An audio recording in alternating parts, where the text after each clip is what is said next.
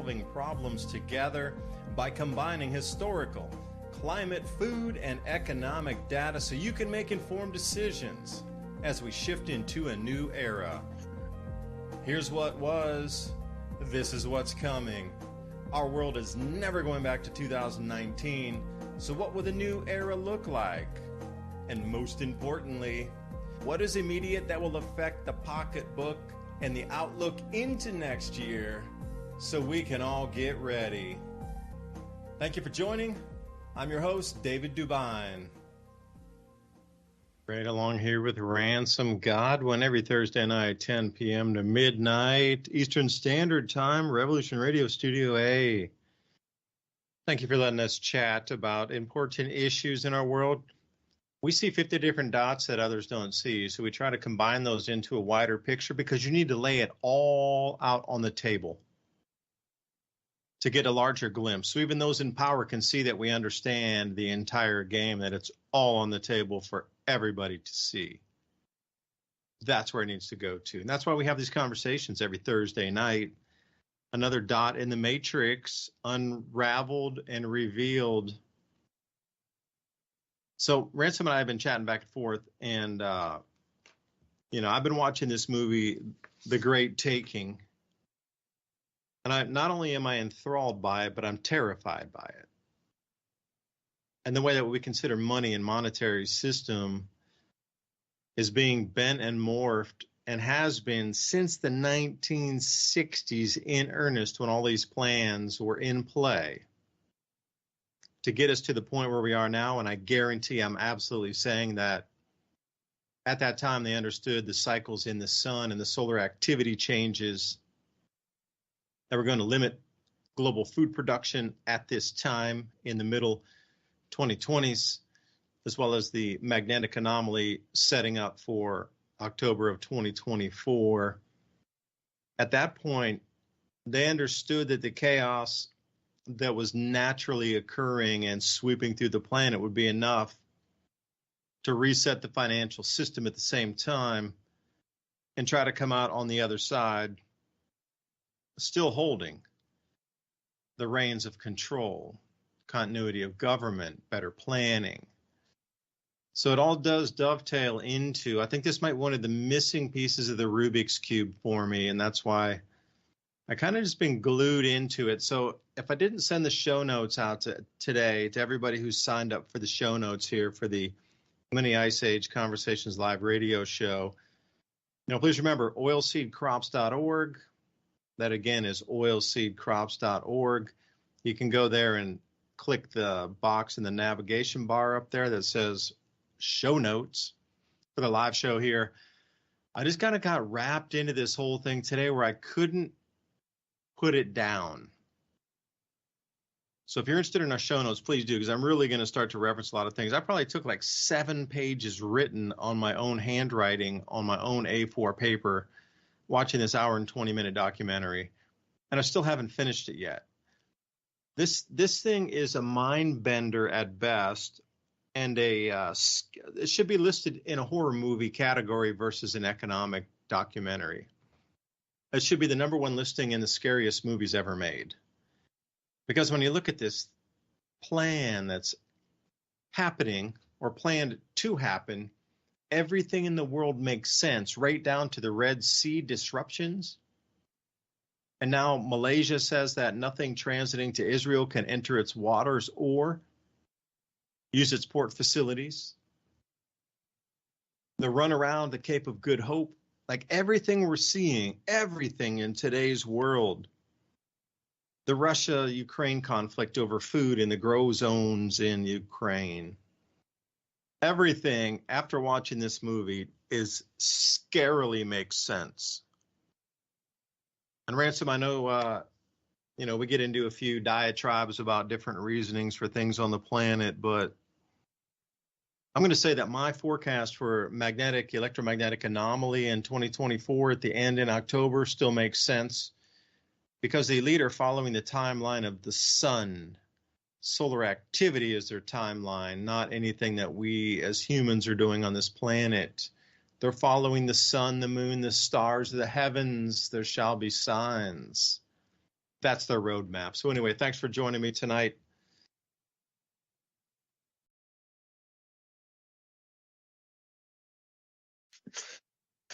Yeah, I just speaking of magnetics and our magnetic field, I was just reading a paper the last couple of days that really explains why, because I've been looking at a lot of ancient sites and there's a lot of mysteries out there, and one of the mysteries is why they orientated some of the I don't know what to call them, ruins, some people call them like a chapel or something like that, some kind of religious thing.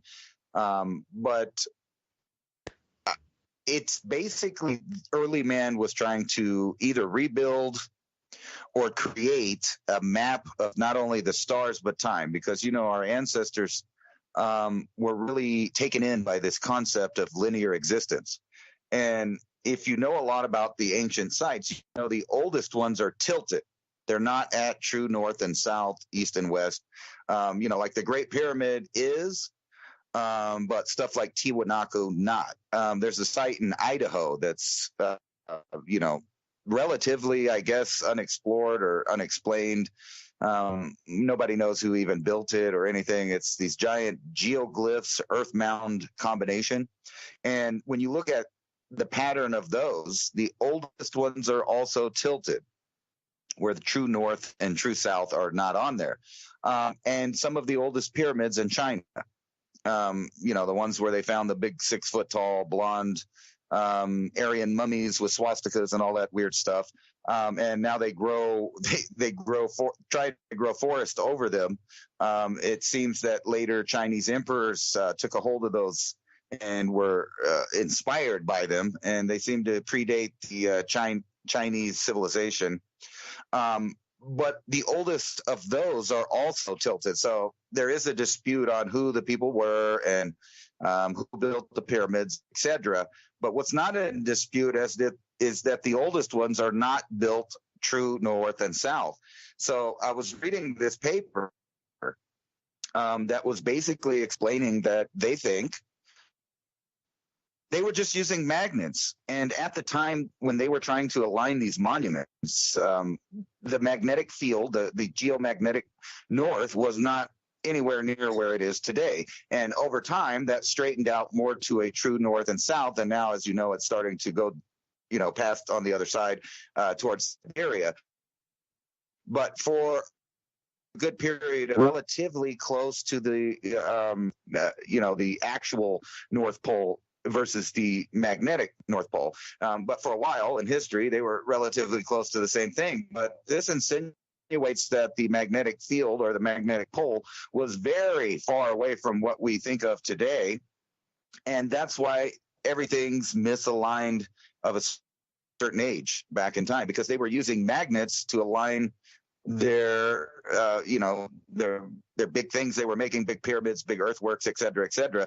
And this is something that I have noticed in several cultures, like from Göbekli Tepe, where they slowly oriented the structures to a different cardinal direction. And then you also find that with some of the ancient Minoan ruins, some of their oldest temples were tilted. And now it kind of makes sense that maybe, mankind has gone through several of these magnetic excursion events, which threw their understanding of the universe in disarray, especially, like with fundamental things like direction, north to south. And you have an idea of your three-dimensional mapping of where things are at, and then it changes over time. For ancient man, I'm sure that was confusing, but that seems to be a piece that's missing in a lot of the story there. Not only that ancient people were high-tech enough to use magnets to figure out which direction that they were going and align their monuments, but also that the fact that periodically these moving around, at least the geomagnetic pole. So, what does that insinuate? Well, it insinuates activity by the sun, right? And we pretty much know that those two things are intertwined. And not only that, we know that, like when comets dive on the sun, it usually has a repercussion, and then that repercussion has a repercussion, and it's a domino effect. And I guess the biggest question that we're at in this time is that cycle that the sun goes through, many different cycles, I'm sure, not just the basic ones that everybody knows, but a lot longer in period of time compared to what we've been able to establish as a historical timeline for sun events. We have no idea the real cycle. So it could be that, every single glacial and interglacial, not could be, I'm saying it is directly related to the sun's activity. So it brings the question, when you see the magnetic field collapsing today, and that the last time that happened, the other forms of human basically disappeared off the face of the earth. And not only that, there were between the species of humans around that time, and I'm going to say like between 50 and 40,000 years ago, and then they all went extinct. Now, is it because, directly related to the amount of UV that was coming in? Is it just because, coincidentally people new technologies, because the ones that they had were changing? It brings a lot of questions into the loop. And then whenever you get some kind of understanding of those questions, it begs to the question, what about today? What kind of, repercussions will the sun have with our civilization? And what does that mean about who goes forward in time? And this time is different from any other time in the past, because now you have a giant technological cabal that probably knows the cycles better than anything that we can discover, a little more accurate maybe, or a better indication on when things are going to happen, because they have the oldest of human records that I'm sure there's lots of puzzle pieces we don't have that are there. This time they can kind of control which form of human comes out on the other end. So, and I'm talking in a more of a long-term, type of scenario, but what we're seeing now is the first stages, or the first birth pains of that new world, of a completely designed and created from scratch world that is in someone else's image, not the image that we were created in. They're trying to hijack life as it exists on this planet, and they're using AI to do it. Now, that brings in a lot of questions, because we don't really know, as far as being on this level of the pyramid, is there something above humans that is programming the AI? Where are they getting the programming? Where are they getting the prompts? Where are they getting the commands to create an AI controlled system that's so intertwined with every aspect of the human domain that it's literally camouflaged right before our eyes? Like, we're so entrenched in technology today that people have no clue, because there's kind of a wool over their eyes that keeps them in this, I'm going to say pre 9/11 thought process of how the world works. And now, everything from entertainment to who's going to war. And I just read another paper that was talking about how far advanced the AI is. It totally recognizes any kind of fossil or piece of an animal about 50 to 75% more correct than any human dug to identify what animal that was. So AI is going to give us an idea of what our future looks like, but it's going to control it. And right now, even the sciences and educations are somewhat controlled by this through the top. The question is coming the prompts. Where is it coming from? Because all of the edicts, programs, et cetera, that they are pushing down through the AI system, which means these world governance programs of eliminating this compound or that compound, or who gets to eat what and when. Who is controlling that? Because it seems undoubtedly anti-human in nature. It is an anti-human agenda, isn't it? And speaking of where a solar event or an event from the sun could go in terms of magnetism, I wanted to announce I read and heard the passing of Douglas Vogt. And if anybody's familiar with him, he has been the #1 researcher on the solar micronova. He was even a consultant with our own U.S. government to design doors that would withstand 6,000-foot waves crashing into mountainsides. That's how seriously he was taken with the micronova research and event, and he also pinged it down to cycles, and the next one inbound is supposed to be 2047. Now, he was 76 years old, but he did pass quite suddenly. He's been doing a lot of videos lately, connecting a lot of pieces of puzzles, and suddenly he just passes one day. But the way I looked at him, he looked like he was somebody in his 50s, the energy of a 50-year-old, still cranking out the videos. He didn't look sick, never talked about being sick. What he did talk about was where are the safety zones, and what he was going to bring out next were who were the funders of said projects. And then he mysteriously, or maybe he just passed of old age, but his next video series was going to be who was funding the projects that already knew in advance of this cataclysm inbound. That's for the equivalent, that would be like releasing the Jeffrey Epstein logs. But who's funding the digging and blast door construction engineering firms that were hired by the DOD, the amounts of money paid, the materials involved, the thickness of the doors, and like the schematics for that engineering diagram? Because after he was reviewing, it's like it's all wrong. It's on the wrong side of it's on the wrong facing side of things, and the doors aren't thick enough. So he was trying to come clean with us here out into the public to explain to us, and again, put it all on the table. Who's funding it? The doors aren't strong enough. Don't go into these if you're invited. And then suddenly and mysteriously he passes away.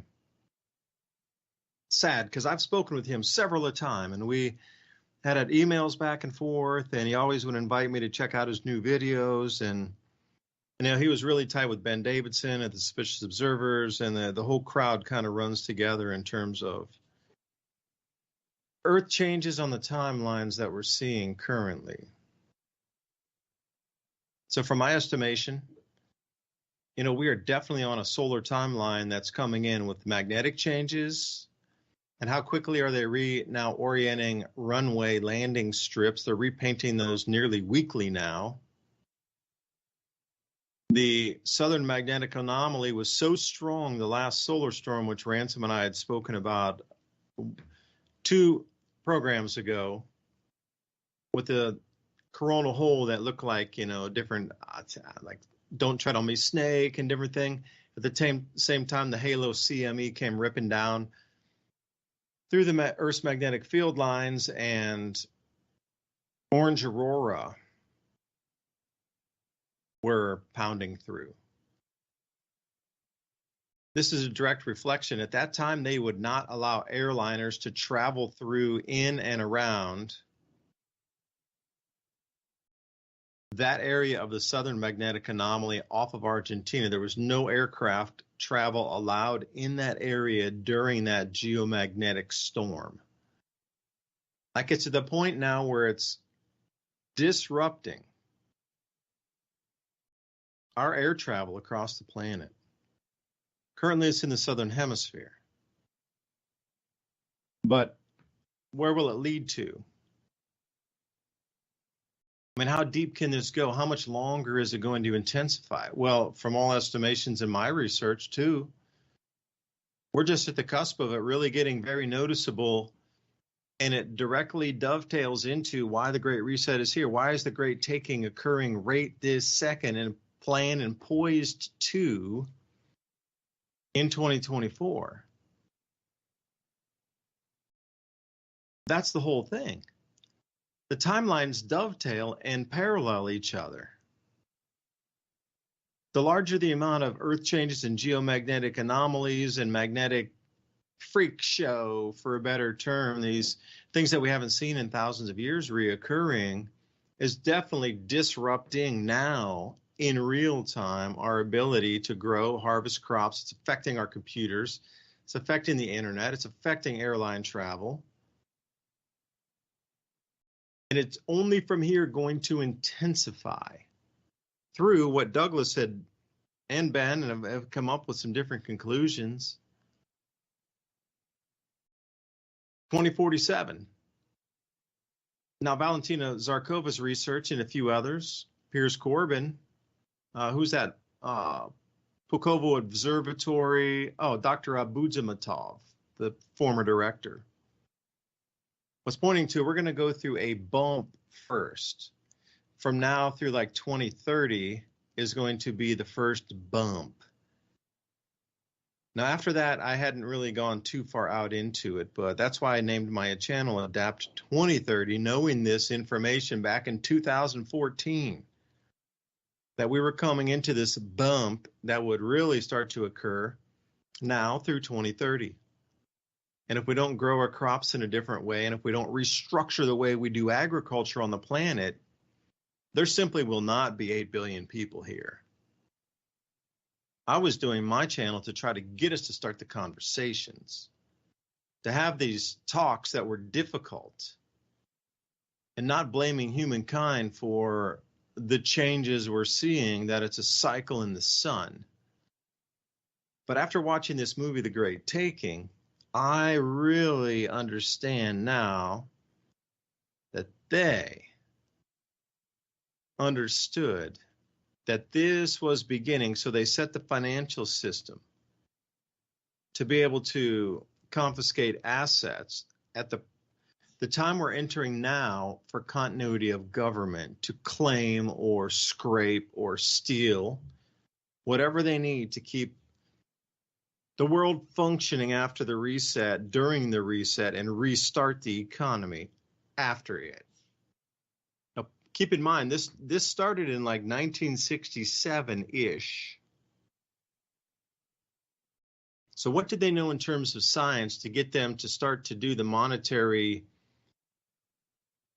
shenanigans and juggling act to bring us out to this point, knowing that this point would arrive where everything would go to zero in terms of value, because a disrupted society from earthquakes and, tides 3 to 5 times higher than normal for weeks on end, and airlines grounded, and internet's going out, and electrical disruptions and power grids going down because of effects from the sun. You don't have a global economy anymore. You got a regional economy at best. And, sectors within that. So the Southeast U.S. might be not affected as the Northeast, because the Northeast has an enormous amount of, iron ore and different types of aluminum bauxite in the crust up there. So a lot of current, electrical current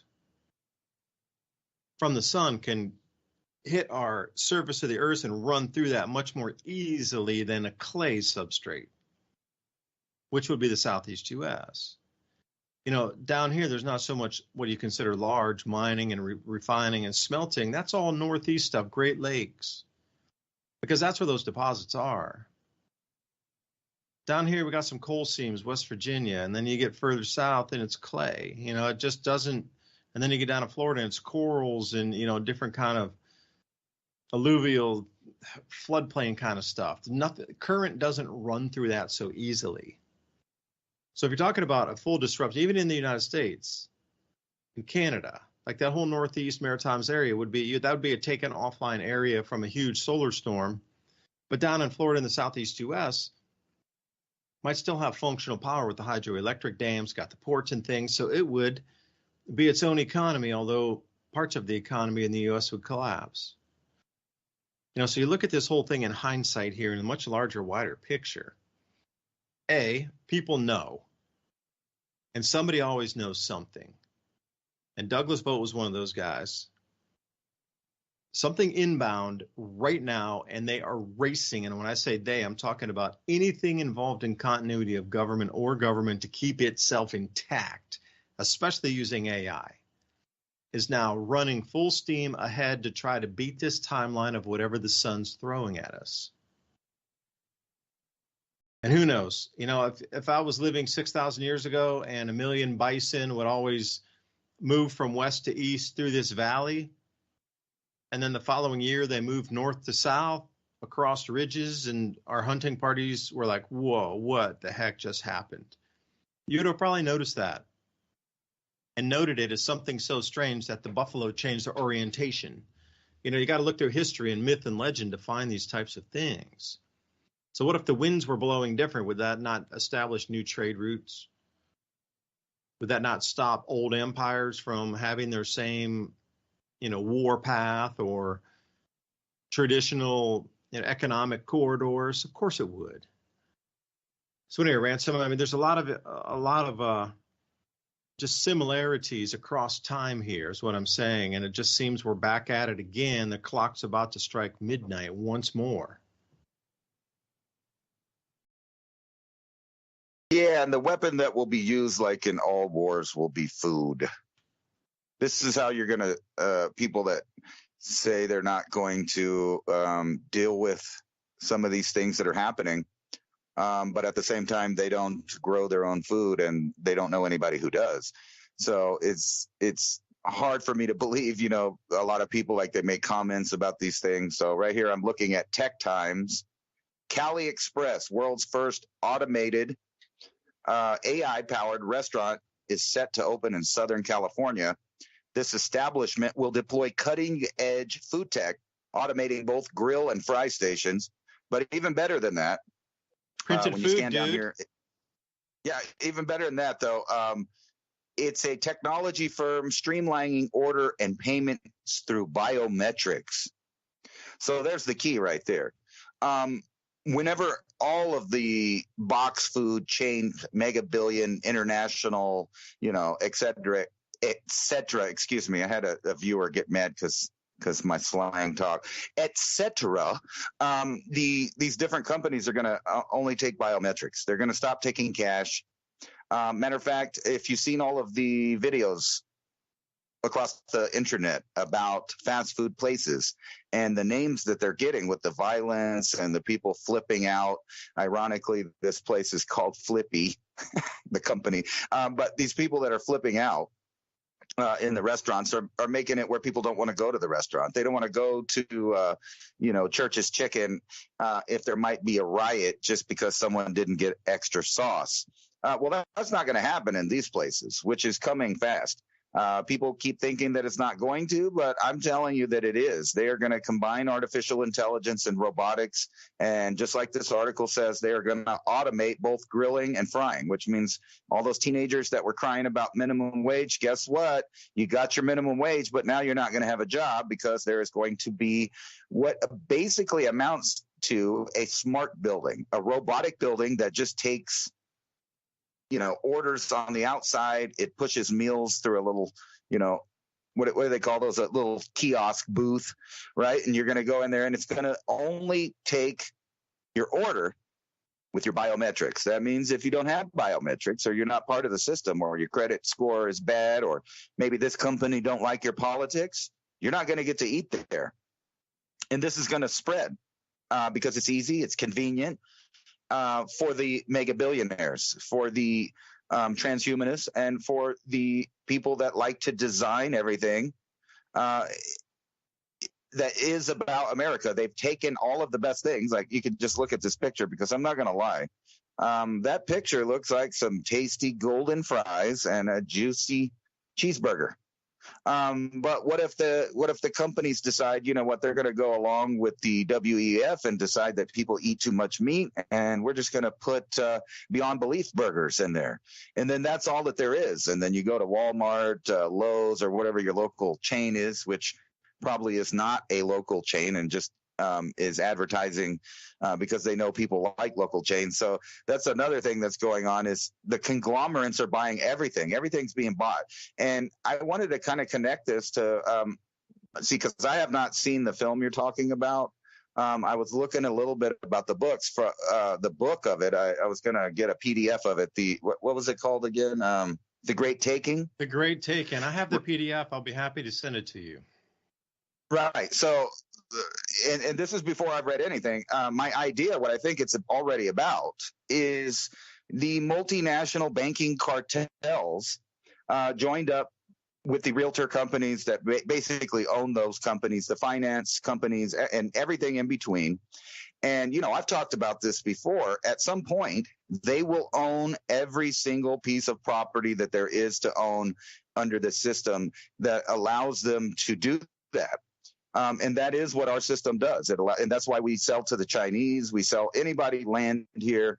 And eventually, the people that own properties, private properties, are going to be outnumbered until there's going to be a form of eminent domain by the companies, banks, and government, where there just will be no private land. And isn't that not the phrase that they're telling you? You will own nothing and you will be happy. You'll be happy because they're going to put you in a little tiny home and you can watch Netflix and, you can have your robot food delivered to you by a robot, made by a robot, and charged by a robot. And then at some point, you have to wonder, why do they even need the populace of people that can't do anything in this new world? Because you're going to have to be something spectacular. You're going to have to be a great mind to be able to navigate a new world that's completely run by AI in all aspects of it, from hiring to firing, all the way to healthcare. Who lives, who dies, whose medication is affordable, whose isn't. And we already see that they've already tried to do this once here. We had the Watson computer that's deciding what, things happen to veterans, what kind of treatments they get. So basically, it's deciding who lives and dies. And then you have these countries popping up, those almost socialist countries in Europe and north of us. I'm not going to name names, but all of those same countries are starting to provide ways for you to eliminate yourself from the formula. So Bill Gates and all of these guys have that formula. You're the P, you're the populace, you're the net zero. They want to get down to, you're the carbon they want to remove. You are the problem. And then it makes you wonder, are we only really talking about a small group of human capitulators? And if so, who are they capitulating with and for what end? Because like I said, all of it seems to be anti-human. Now, I am not going to participate in this, even though it sounds tasty and convenient. And I know that it's going to spread. It's going to be lots of robots. If you remember, McDonald's also has been opening up these things. This is going to be the next phase of things. You remember when Redbox came out? I think it was called Redbox, and then Netflix after that. People thought that was funny. People laughed at that idea, but that became the future. Redbox became the idea. Then Netflix started doing it. I might have got those backwards, but either way, the little boxes on the corner that would sell you the movies, so you didn't have to go to the movie store. It seemed novelty, but now we're way in the future where there's not even one of those places. I mean, there might be a few still left, but nobody really watches DVDs. The companies know that DVDs are no longer in their interest, because they want to meter the entertainment now. So you have to have a subscription to get access to what you previously would go buy and own for yourself and have it at home. They didn't like that idea, because that, again, is private ownership, allows you to do what you want with it. So they don't do that. And, they have that thing called the Disney Vault, meaning like if you don't own a copy of some specific movies or shows that they made, you can't get access to it on the internet. You can't download it, or not legally anyway, download it or find it. And they don't offer it on their streaming services. So everything from entertainment to food, even water, air, because, they're pushing that breathing is bad, is going to be metered by an AI, period. Now, who controls that AI, who programs that AI, and who ultimately benefits from that AI is still, in my opinion, undetermined. I mean, I don't know. I'm going to say I still love Thailand because you can get a CD and they have a catalog of like 25, 30,000 movies, and you have to pay 25 cents per movie, and they'll burn it onto a CD for you. You can get multiple movies on each individual CD, and they still do that. Go to Calson Road or anywhere close to there, and you can still get 25-cent movies burned down to your CD. And I always spend 20, 30 bucks on that. Come home with a few hundred movies. At least that was what I used to do. Wink, wink. There's still ways to get hard copies of movies, but you got to travel to different countries to be able to get that sort of thing. And if I could maybe jump in for a second, the metering thing kind of irks me too, because I grew up in the day where you bought Photoshop and it was Photoshop. It was on your computer. Now everything's metered. They even want you to meter like the Windows program so you can get your Excel and your Microsoft Word. But they want you to meter and they want you to store everything in the cloud. So whatever you write is there for everybody to see. And the minute you don't pay your bill, it's all gone. Like it's just a really great way to erase a ton of information, because think about, there's been more information and documents and words and things created in the last, since, let's say, the 1990s than all of human history combined. So a record of our civilization, if you were going to do a reset and if you wanted to destroy history, before we had to do it through world wars and bomb everything like Dresden, for example, or rip apart Europe, crack the statues, break the statues, take it down, break it to rubble to rebuild roads and, cornerstones of things of airports, and bulldoze and bury heavy earthworks projects to remove the old world. Take down the antennas that harvested ether energy. The Tartarian complexes in the world that we used to enjoy, airships that would be traveling around the planet. And I'm talking about helium-powered airships, well, blimps or Hindenburgs, what you might call them. That was the way for travel. That world's been destroyed, completely gutted, and nothing remains. Barely anything remains except photos. And you have to know what you're looking for. And once somebody comes out clean and shows what those photos entail, then a lot of times those archival image sets will be removed. Now, hopefully you had stored those yourself, but, it's like anything else. How long does digitized information last? Because I have a personal story. I have had this little, hard drive, micro drive, 32 megabytes for, no, it's 32 GB, my bad. 32 gigs for quite some time. Try to plug it in the last few days and get some files off of it. It said it's corrupted. Well, how did it just suddenly corrupt itself? I didn't corrupt it. So then I had to get everything off slowly, copy paste. It wouldn't let you take the whole folder out. So you had to scrape the contents of the folder and then copy those and paste it, and then eventually delete the file and then copy and paste everything back onto a different file and then delete it, and eventually reformat the disk. And now it works again. But things go wrong all the time with hard drives. Anybody out there who knows what I mean? Like, how long will this information really last in terms of our world? And if everything's on the cloud, that's on a subscription model, it's very easy to disappear it. So imagine if I was studying ancient history and I had like 20,000 photos and I didn't pay my subscription and those 20,000 photos just disappeared off the cloud. No way to get them back. As far as I know, there's no way to reactivate your account a year or two later and be like, hey, give me my images back. They deleted that it's stored somewhere in perpetuity. But for you, they're like, oh, no, we deleted it all. It's all gone. Sorry, start over again. Which brings me to the great Take-In movie. And I can sum it up for anybody out there that doesn't want to spend the hour and 20 minutes to watch it. Again, I'm still in the process of watching it and taking notes. The premise is super simple. Think about the monetary asset back in the 1930s backing everything on our planet, including, I'll be U.S. specific here, was gold. Like the entire monetary system on monetary assets, everything was backed by gold in the 1930s. Then May 1933, the Fed made it illegal to hold gold because they said the citizens were hoarding gold. So they confiscated it, and then the Fed hoarded all the gold, but they kept monetary conditions tight. So nothing really expanded even for like 5 years after that. Finally, we get into World War II, they relinquished some of that. So keep that in mind for a second. The monetary asset backing everything was gold. But today, securities globally are the assets backing everything.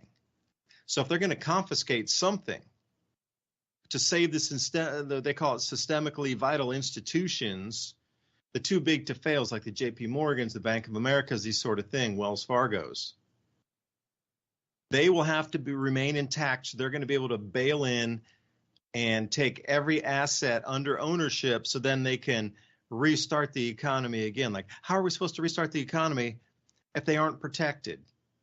And that's really what it boils down to. And the whole part of that is going into the case law that allows banks to confiscate assets to prevent them from failing.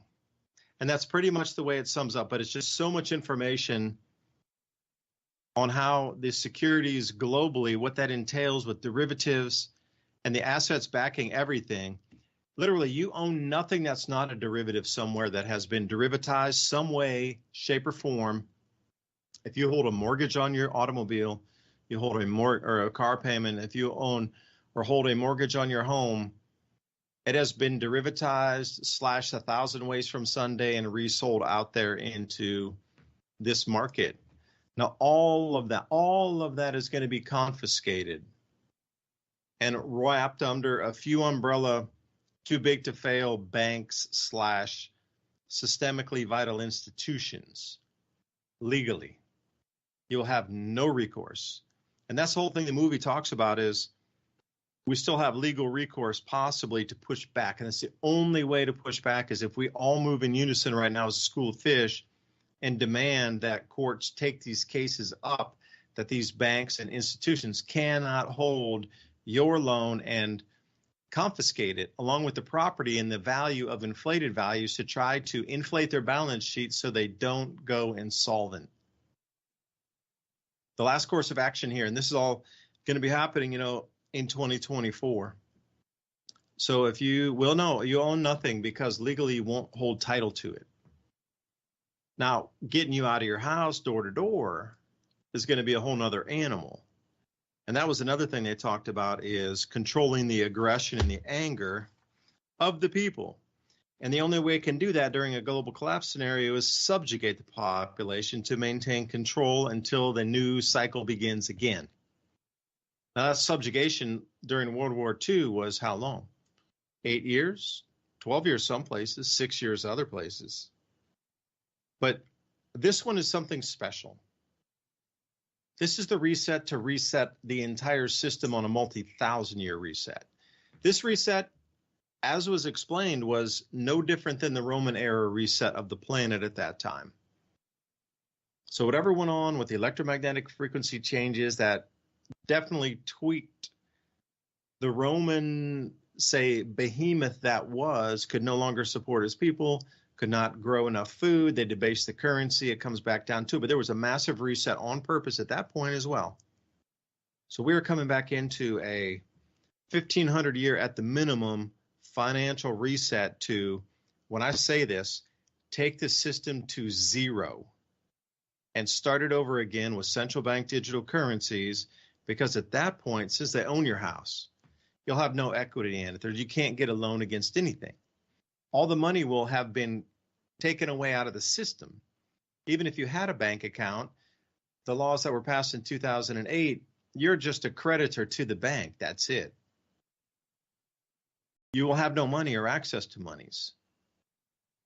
They can easily roll out a central bank digital currency because it'll be tied to the app, which they will initially put money into it to allow you to buy food. But that money is not free money. It was not your previous money. That is newly created, uploaded money that you are now paying interest on. Now, the interest rate being determined, or what the interest rate will be set at as that new central bank digital currency unveils and your starving family needs to feed itself, is unknown. And you will do anything to keep yourself alive for food or your family alive. So you will accept that central bank digital currency and you will accept the money they gave you. It's not free, and you will pay the interest rate, and you will not own a single asset as long as you own a mortgage on it or a note on it or a dollar on it. This was another scary point too, was if you even own $1 on your house and you're at the very last payment and you still own one single dollar on it, and this financial reset happens, they will confiscate your house because you owed $1 on it. Although you paid 30 years and you were at your very last one payment, and if you cannot get that paper that says you own it, and here's where the letter of the law gets kind of gray, because I will encourage anybody out there to take a look. If you've paid off your home, take a look at your note and see if it says renter or if it says owner on it.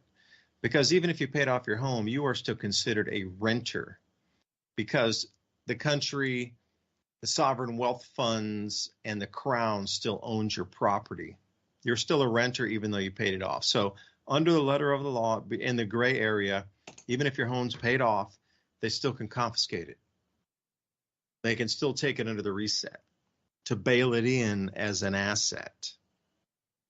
They are literally planning to confiscate all collateral on the planet, all of it, which makes gold and silver outside the system quite a good bet. So, try to sum that up there. It might be a little much for people, but Ransom, I think you're smart enough to understand that. And,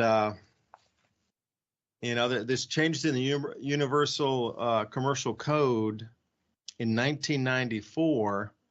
Here was another important point that was pulled out.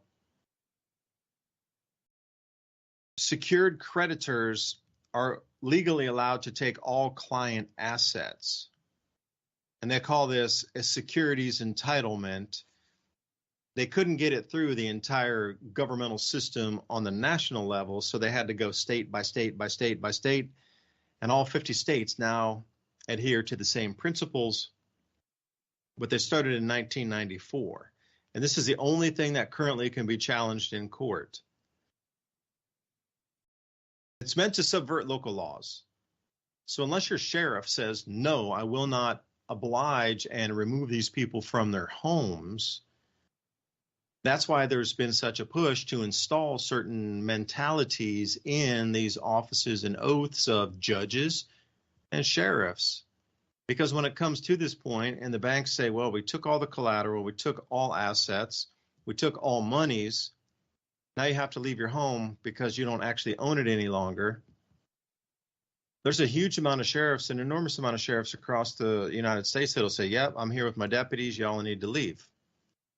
But then there's other places that they're going to not adhere to that. So what are they going to do? Bring in United Nations troops to try to clear homes? Then what? Well, the then what is they want to get you back to the subscription model, where the roundabout way seems going to be something like this. They're going to confiscate all the assets, take it down to zero, introduce a central bank digital currency, and you'll have to rent back your home again in perpetuity. You'll never own it. You'll have to rent your home on a subscription model, which means it can never be passed down to your children. It could be not bought or sold for a profit. You will be on a permanent, what do they call those, company town model, from your birth to your grave, at least for the newest babies born today. But I don't think that's going to happen. I mean, that's a little grandiose for their entire plan, but how close, Ransom, do you think we are? Like, explaining that as the grand plan, like how far are we into it and how much will AI help them facilitate that and really come to the end goal is more my question to you. Well, simply put, AI can tell bankers and these different people exactly who is most likely to lose their funds. So when you look at headlines like this, so I'm sure there's AI programs right now being used to figure out which properties are going to come up, next available, who's going to forfeit their mortgages, et cetera, et cetera. I'm sure there's programs written for all of that. I wouldn't doubt that at all right now. But when you read like headlines like this, okay, here's one, just to put the pieces together. Home prices are up in all major U.S. cities except for one, that's Austin. Housing market has whiplash, says economist. It seems like they've been pushing the price unreasonably up in real estate and prices for food and taxes and gasoline and et cetera, all the things that a household needs to run. And they've been pushing that through the ceiling.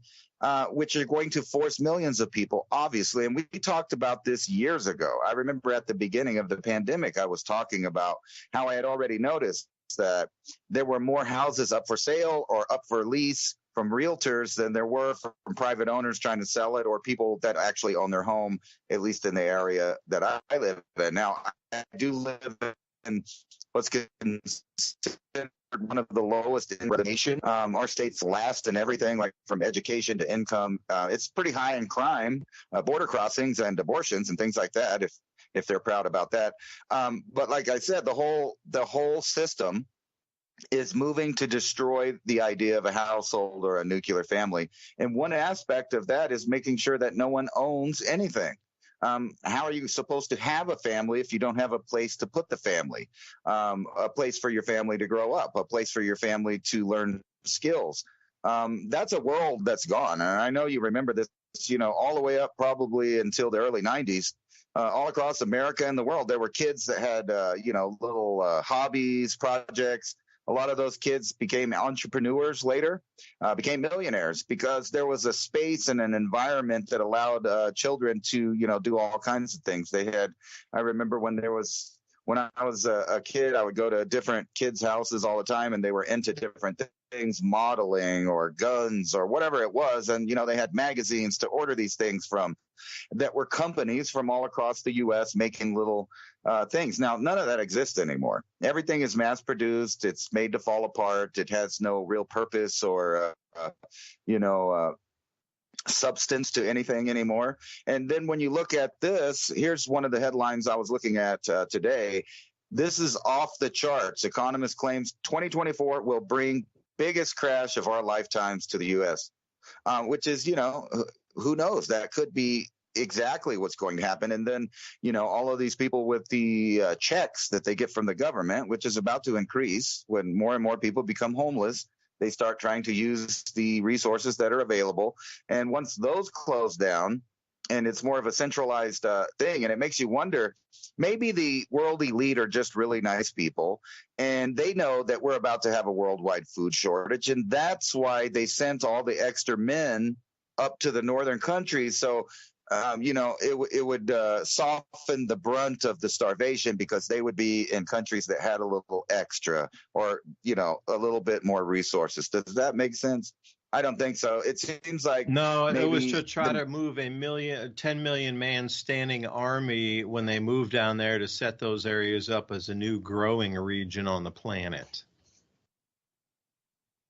Right, which kind of moves to that same idea. All of those people would have been potential people that would be fighting for the outcome of their local area if they had stayed in those countries. Not to mention that all the military-age men leaving those countries leaves them lacking a workforce, things like that. You ever wonder about that? Matter of fact, there's a guy that does a whole thing about the population, and he talks about, even if you took anybody, what happens is the people with a little bit more resources tend to be the ones that migrate out. And the way we used to do it on a merit-based system, you kind of had to be, something in a field or have some kind of addition to our civilization before, the concept of letting you in, which would take the best people out of those third world countries, leaving them with even less resources and nobody to, innovate, build, and do things there. So what they're doing now, it seems like, is emptying an entire portion of the world, then letting it to descend into chaos, war, and starvation. And it's ripe for the taking. Not to use Israel and Gaza as an example, but think about that. That's a classic pincer attack that has lasted for decades, ever since, the Golan Heights and stuff happened.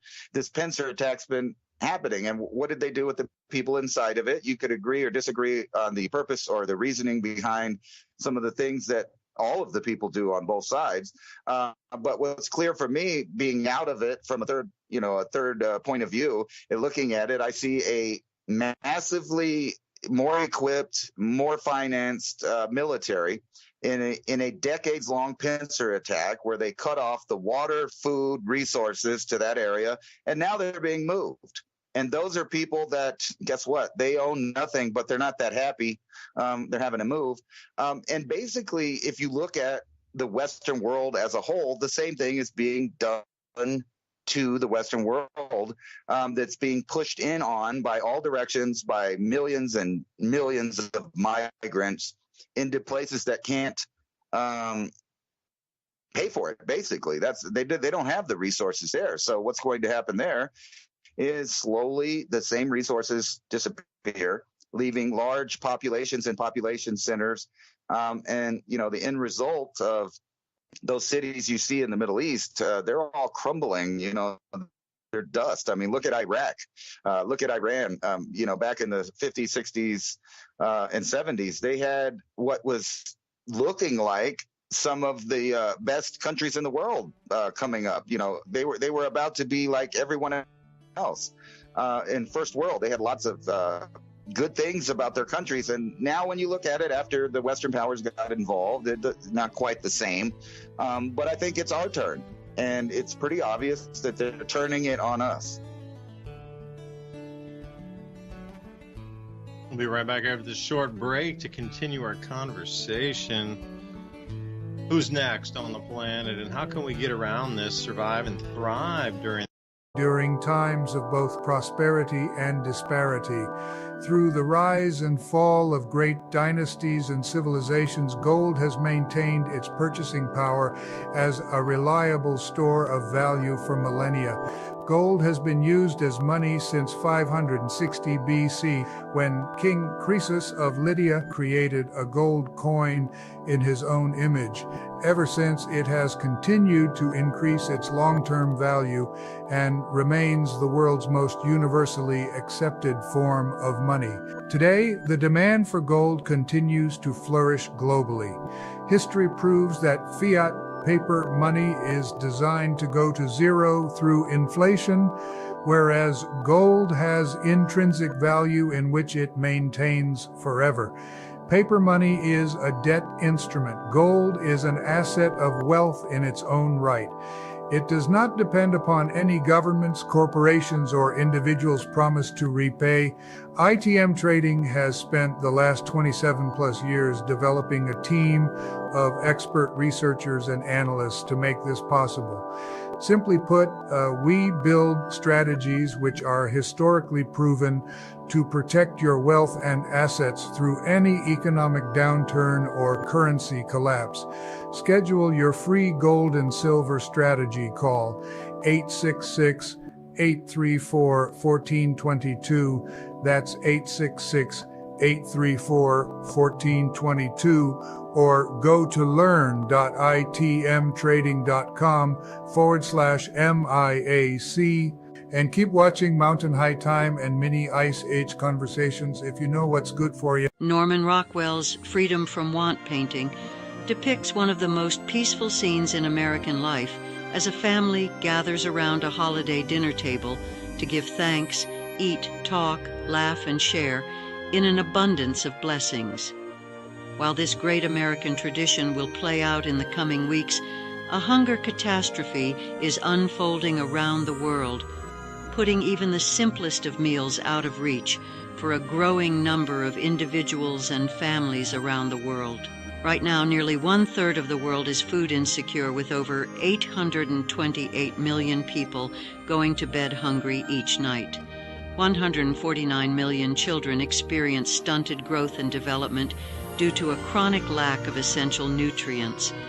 As many as 50 million people in 45 countries are at immediate risk of famine, and more than 45 million children suffer from acute malnutrition or wasting, a devastating condition where a child's body is so starved of nutrients it begins to consume itself. These numbers are staggering, and behind every one of them is a real person. More than 44 million people in the U.S. face hunger, including 1 in 5 children. Millions of people in the U.S. don't have enough food to eat or don't have access to healthy food. This is a big problem, but together we can solve it. Although it isn't always obvious who is going without food or facing food insecurity, it might be your friend, your grandparents, or a coworker who is struggling to put food on the table. It could be a neighbor, the friendly elderly couple down the street. Maybe it's a single dad or mom who might need help. We all have tough times.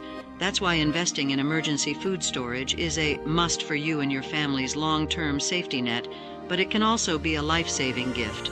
So in this giving season, you could help others by providing a helping hand to those in need of a little extra to make it through. As we always say, those who know what's coming are using today to prepare. American families are preparing. Folks are investing in emergency food storage. And you should be too, and you can start today with ADAPT 2030. Right now you can save $200 on a 3-month emergency food supply for yourself, or even better, for someone in need. Make this holiday season truly a happy one. My Patriot Supply, the country's largest preparedness company, is more than equipped to stock your shelves. Their best-selling 3-month emergency food kit provides delicious breakfasts, lunches, and dinners that last up to 25 years in storage. That's 25 years of security. Just think about that. Almost nothing out there other than gold and guns that will maintain not only value but usefulness and security. And right now, it's $200 off. Get over 2,000 calories every day. Just add water and heat, then eat. Make sure every member of your family has a 3-month food kit from My Patriot Supply. Radio for letting us have these conversations. And if anybody else feels it's of value, consider a donation right here, Revolution Radio. They even got the QR code so you can donate crypto right now as one of the options. If you're feeling generous in the holiday season. And for Ransom Godwin and myself, we have the show notes over at oilseedcrops.org. Right on the top nav bar, click that. We'll send you the show notes, MIAC radio show. Trying to put out the ideas that we talk about. So again, it is truly about having the conversation, expanding it, starting that conversation with others who might not be, aware of it, and coming at with facts so you can, show them, hey, this is actually true. So while Ransom was on the break here, and along with myself, I pulled up the Hal Turner radio show. He had an experience, because before we went on the break, we were talking about you're going to own nothing and how this great reset and the great taking is in play. So I found this article real interesting. I read it last night, and I'll just start this second hour with it. And if any of you who have had the same experience would love to let us know here in the comments next to the video. If you're watching us live tonight on Rumble, the ADAPT 2030 channel, or on Mini Ice Age Conversations podcast channel on YouTube, wherever you are tonight, right here on Revolution Radio or on Vigilante TV, shout out. Wherever we sit in this universe, listening above planet listeners, thank you. On the space station, shout out to Kim. So what we're looking at right now, so Hal Turner, he runs a site, he runs a radio show also, and he went to the New Jersey Motor Vehicle Commission to transfer 2 different titles. He bought these used cars. So he bought them at an auction sale where they repossess automobiles, and the bank had called in the title or the lien on it, and you go pay that off, and he went to auto auctions. He makes a little extra money doing this. So he had 2 vehicles that he needed to get the titles transferred over to after buying them at auction, after they'd been repossessed from the bank. So obviously there's a lien on the automobile. So he goes in there, and he goes to the first counter, and he says, I'm here, I got these 2 titles, I got them at the auction. I'd like to have the lien holder removed, and I want you to issue me a new title, freehold, that I own the automobile. And the one guy at the counter says, oh, how about if I save you $60 each on those liens, and I'll just remove it off the computer system, and you'll be we'll just remove the old lien holder off the computer. How about that? And we'll save you $60. We'll give you back the same lien, the same title, but in our computer system here, we've removed that. And he says, his spidey sense started to turn. He goes, nah, I think I'll pass. I want to get the title reissued with just my name with no lien holder. So then he goes to a second room in a different part of the building, And the next woman that he talks to says the same exact thing. And then because he said, I don't care about the money, I just want you to reissue my loan or reissue my titles. And the woman behind the counter got all snotty and goes, oh, aren't you a rich guy? You don't even care about the money. We're just trying to save you money. And like trying to get real snotty with him. And the same guy did the same thing. Like, oh, we're just trying to save you money, buddy. And it happened twice. So at the end there, in his story, it's like, you can't remove it because he was watching the woman put in the I don't know, whatever he had to do the process inside the computer system, and it wouldn't actually process the removal unless a payment had been made. So then his whole thing on the bottom there was, this goes right into the, you'll own nothing, is if he didn't have the reissued titles without the lien holder information on them as clear freehold titles, the lien would still be on the paperwork, and they would just come and confiscate the automobiles again. So how does this go through with your house? If you paid off your house, how quickly can you get that piece of paper that said I paid it off? Well, that only protects you one step from the Commonwealth, still from the Bank of England that controls the monetary system here, that supposedly in the letter of the gray law lists you as a renter in your own property even after you've paid off your mortgage in full. You are not the owner. You are the renter, the tenant. It depends on where you're at in the country, whether it lists you as renter or tenant. And you're not the owner. So then you can go further back in time and go into the early 1800s and see if the land was bequeathed for you. You can do a land title on that sort of thing. But in Tennessee, unfortunately, they don't have land titles. Other countries do, other counties do. In other places like Arizona, you can get a land title, land patent. Those things were given back there more in the West than they were in the East. But it never stops, man. Ransom, and I look at this and I say, state motor vehicle in New Jersey trying to pull this. Is it happening in other states too? Like, if anybody's experienced this, I would love to know if this is a thing or if it's just in New Jersey, because it sounds like they're trying to scam people and everybody's in on the scam.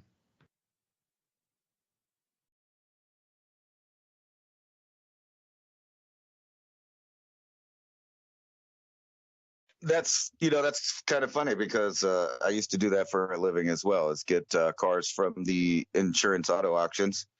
And there is all kinds of scams going on in the entire racket from one end to the other, from the, transportation of the vehicle where theft occurs, where they'll take parts off of and things like that, all the way to the fact that the insurance companies themselves are purposely trashing titles so that they never have to pay off on the same vehicle again. Even though the car is not damaged beyond repair and it doesn't cost much to repair it, the insurance company will total it.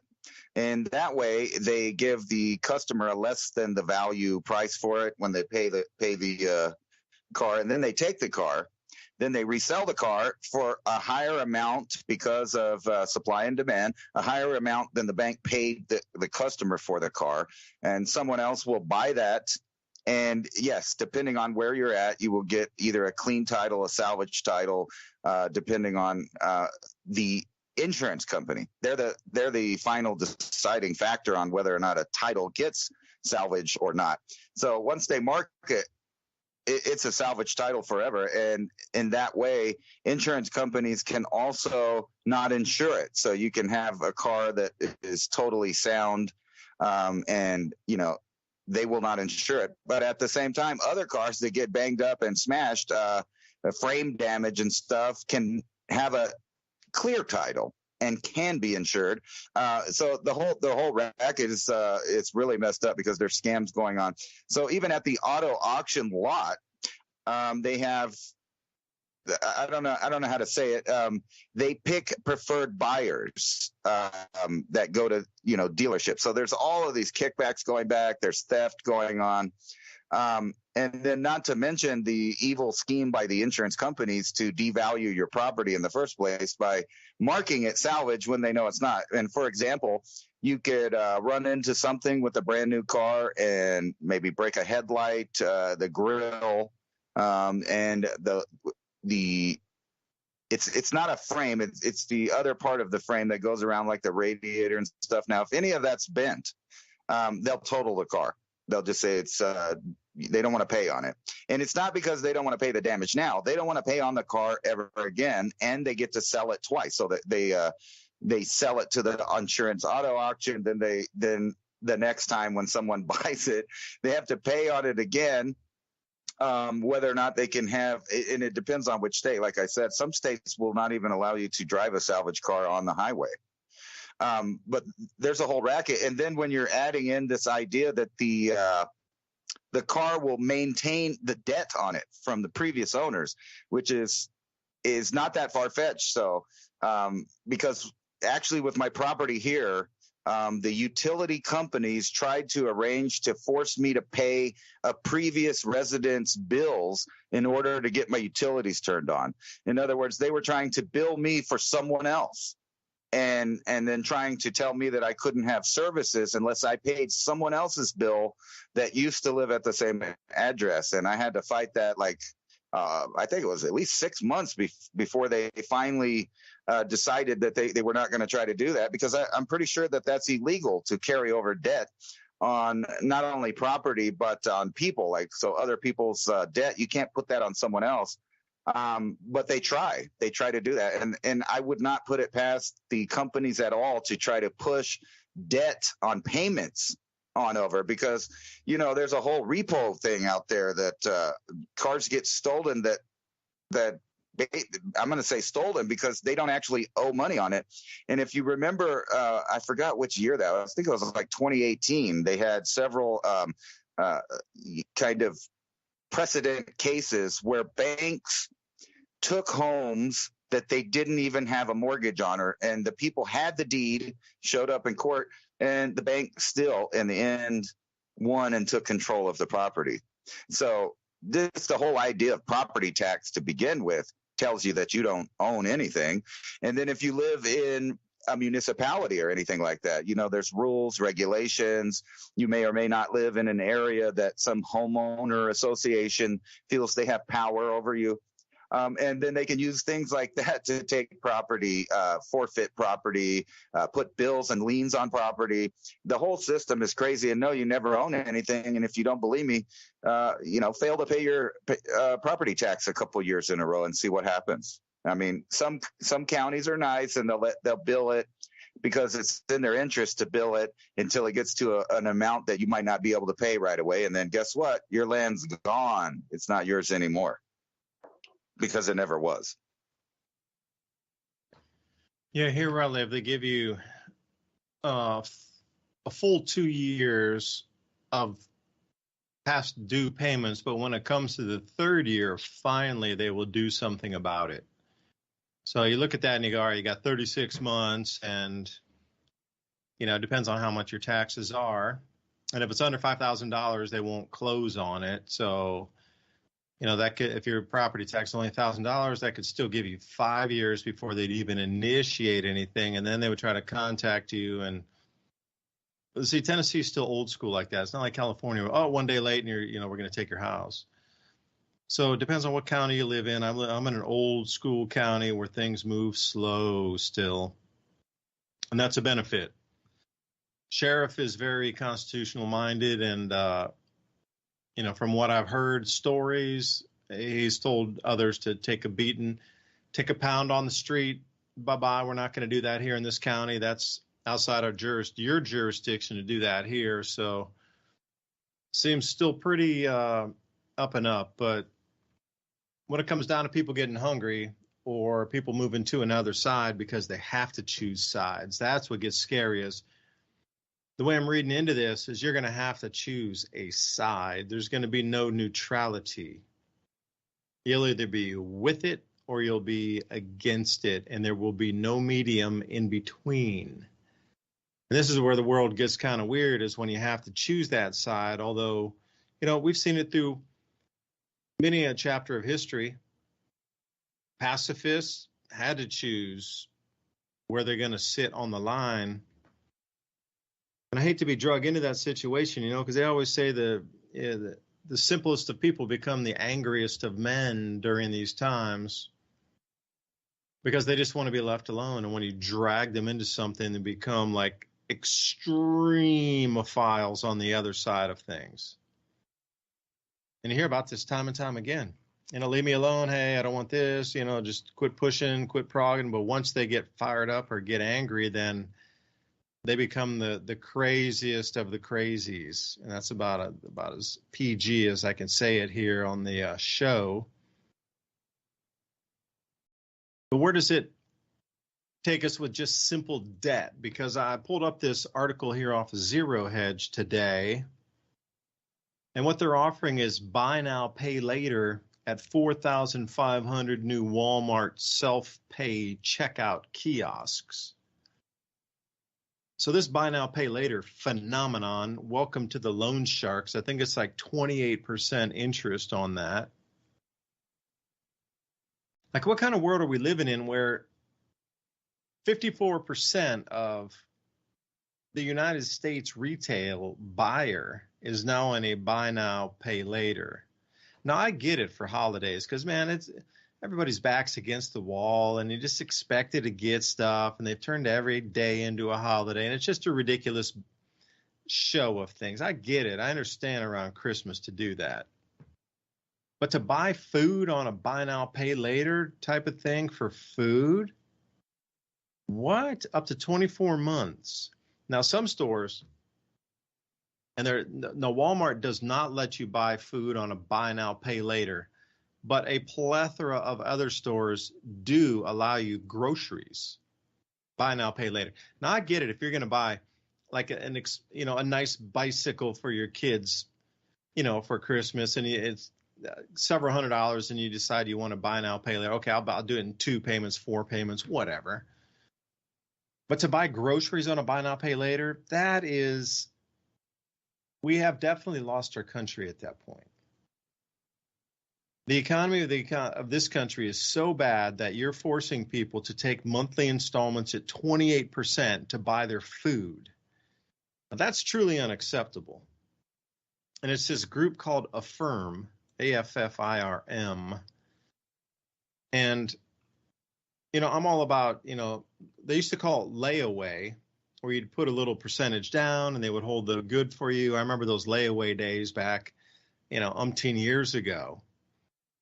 And Christmas purchases, you might want to get a few things and several $1,000s of it during Christmas. Okay. But just for your everyday living, like in the middle of March, where you need to get your groceries on buy now, pay later, that's a little extreme for me. And if they're saying that 54% of all Americans out there buying are now on a buy now, pay later option, something's gone terribly wrong in our economy.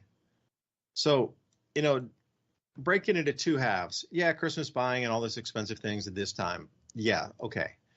But in the middle of your daily living after that, it just doesn't make sense for the other 11 months of the year. But if we're down to this point, then what happens when the economy really falls? Because as was explained in the movie, let me find another note here. I had some numbers for you. Oh, okay. They're predicting that at the apex of where everything has been, and they talk about the 1930s, and they talked about a few other countries, we are going to go from where we sit now to 10% of that value on all of the indices or the markets. So the Dow Jones Industrial, the NASDAQ. So if it's at 4,800 right now, it's going to crash down to 480. That's the type of reduction they're talking about. And at the Dow Jones sitting, let's say even 30,000, it's going to crash to 3,000. This is the type of crash they're talking about. So envision me this crash, and 54% of Americans are already on a buy now, pay later for everyday items and food. And we go to this 10% reduction, 90% reduction in all stocks, bonds, real estate, mutual funds, housing prices.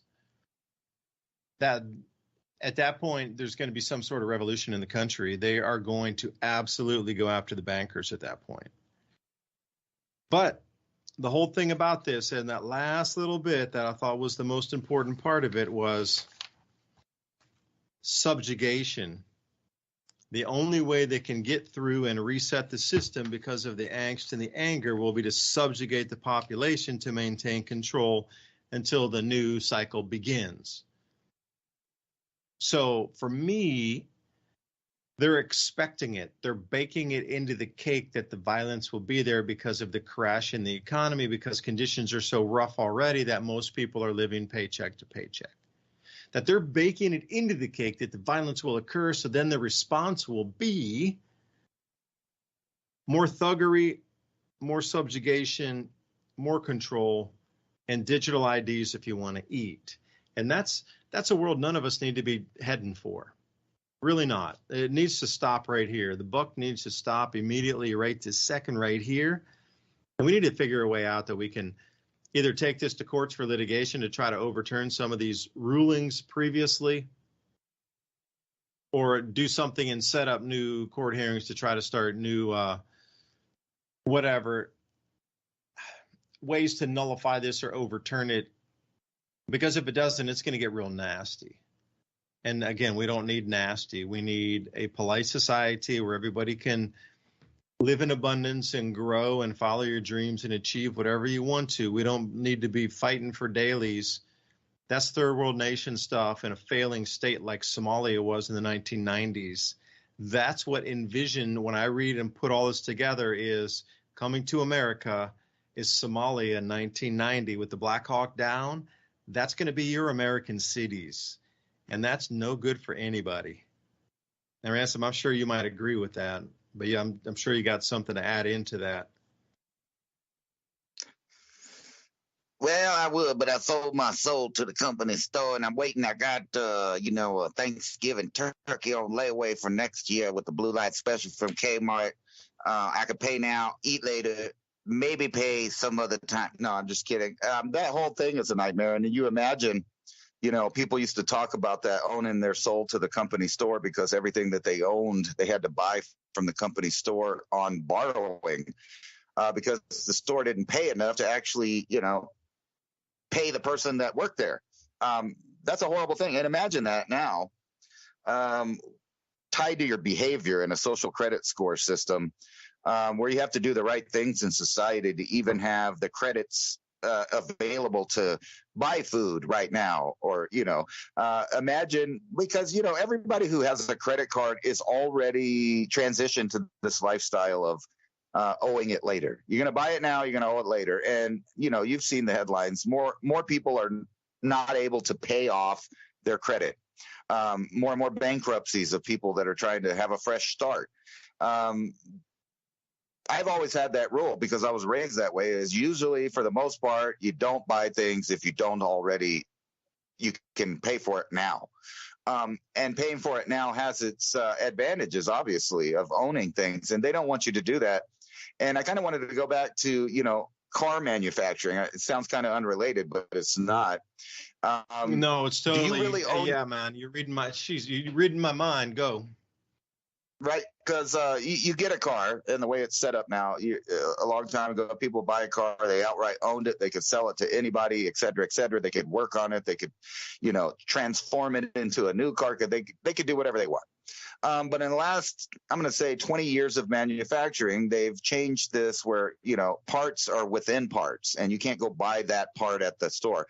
And actually, I started seeing this roll out with the Korean-made cars first, but then even the Japanese and American cars started going over to this system of parts that you can't repair. You have to buy a whole section of the car, and it's unbelievably expensive once you break something like that.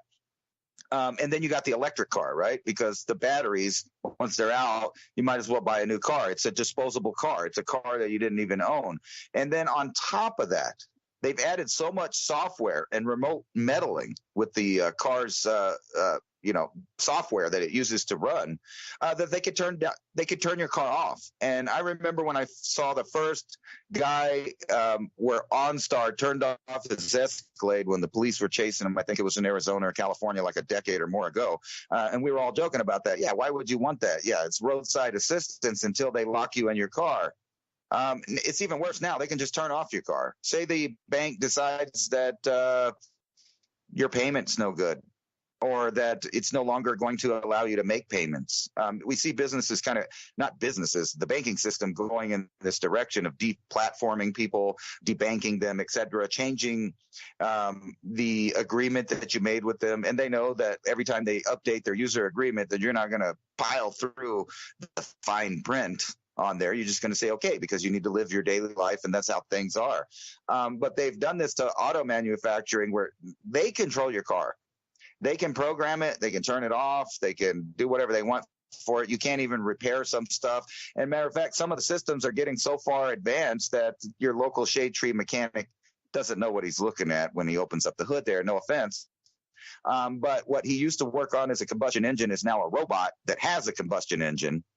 And the further we go in the future, they don't even want you to own your own car in the first place. They want auto cars. They want auto cars because at that point, then they really have a control on everything. And I see not too long in the future where states are going to start trying to put bills on out there to try to pass that requires you to own extra insurance to drive your older car down the road because it doesn't have all of the safety protocols that are now mandatory in cars. And then not to mention the emissions standpoint of it, right? They increasingly add all of these parts that does things that you have to have, or you can't pass inspection in the state you're at. Luckily, I live in a state that doesn't have that, so you could basically just roll with the open exhaust, and it tells you that right there, for example, we live in a super supposed green state, so it's only a matter of time before they throw that on there. But they haven't been worried about it so far. They haven't been worried about the atmosphere or the environment or none of that. Matter of fact, we get warnings of poor air quality really horribly because El Paso is to the south of us, and every once in a while you get a wind pattern that blows all of that junk up to where I live, and then it just sits there between the mountains. And you'll see this big giant red spot, like if you go to one of the sites out there that show you the weather and the air quality and precipitation. You look on the map and you see this giant red spot in the middle of New Mexico because they don't care about the environment, yet they're littering the land with these wind generators that break and get struck by lightning, and they're totally toxic. So you can imagine that not too long from now, the same greenies that put it up are going to be saying, hey, look, it's ruining the landscape. We need another $1 billion or $2 billion to dismantle and get rid of all this stuff now, right? Because it doesn't work. The electric car industry is going that way. And the problem that they're having is their electric technology just doesn't work right now because it's hard to get enough supplies to build enough batteries to make it cheap enough for you to buy a car and replace that battery when it inevitably goes bad due to cold weather or draining or some other kind of mishap. But the auto car idea doesn't require it to be electric car. People are kind of putting those together. They're not together. Your gasoline powered car is definitely increasingly being controlled by AI from how it runs to keeping records about where you go and what you say in your car. I'm not sure which show I talked about that on, but there's a case now about the rental cars recording all of your contacts and every text message that you sent and every phone call that you made, because in the user agreement, you agreed that you could do that. So when they get in the rental car or whatever, they plug in their stuff and they use all the fancy new technology, it literally taps into them and takes all of their information off of that. Now, you could see that expand to where you can't even rent a car. And if cars are so expensive that you can't even buy them as a regular Joe, you're going to try to use public transit, which everybody knows that's a nightmare. That has never worked anywhere except for in a few countries I could speak of where there's not much crime at all, like Japan. But then you see them cramming everybody into the mass transit. Obviously, it doesn't work that great because they would need cars to help with that instead of being packed in there. Can you imagine, just for a second, I'm pretty sure they have a really good safety record, but can you imagine a bullet train crashing because someone attacked it, hacked it, or did something to it. And the way that they crammed the people on there, you imagine what kind of catastrophe and thing that would be. I don't think it's really going to happen in Japan because, just the way that they are, they really are about professionalism in the things they do. But take that to a different country and then start increasing the amounts of this public transportation. As we've seen all over the country, the old network of transportation, they don't even upkeep and it falls apart. How many train rails have you seen?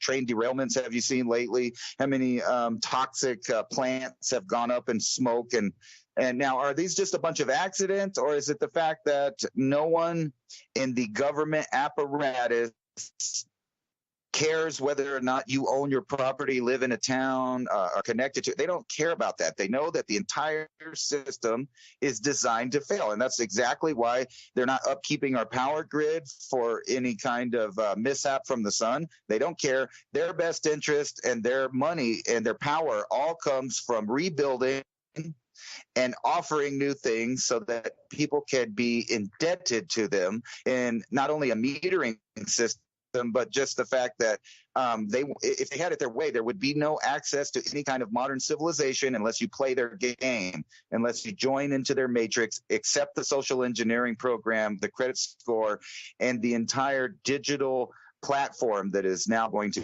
control everything from entertainment to property to finances, healthcare. All of it is all going that way. And then you have these two realities competing, right? And people can't put the pieces together because we're talking about this nightmare apocalyptic scenario of civilization fail, empire fail, which I think is inevitable and it's going to happen. But then simultaneously, we're talking about this futuristic technocratic world of the elite and the way that they want to micromanage every single creature on the planet, including me and you, track and trace and control from the top down. Well, it fits in perfectly to me because one happens first. They set the program up, then they pull the plug on the reset. Everything's off. Everybody goes crazy. Population reduces dramatically during this transition period. And then out on the other side, the saviors offer you what you used to have, which was civilization, running water, transportation, safety, some sort of peace, at least in an area. That's what they've taken away from you in this modern time, and that's what they're going to continue to take away until the masses beg for authoritarian control so that they could get back to the idea of this fake civilized world that they were trying to be included in, the one that cares about what the Hollywood elites think, and the one that thinks they need this new phone every year, or rims on their car, or the right music to play, or the right haircut. That's all part of the control mechanism to make sure that you are completely unconscious and fast asleep while they pull the plug on civilization and restart it in this nightmare idea that they have shaped, that they have designed. And when I say from the ground up, I mean it.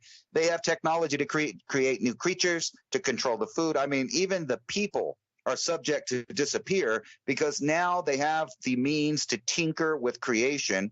So if they pulled the plug on everything, I think they would just roll out of their vaults with all their DNA and heirloom seeds that they had. With their continuity of government programs, they would have a complete workforce. They would have the technology of robotics, AI, et cetera, in their side.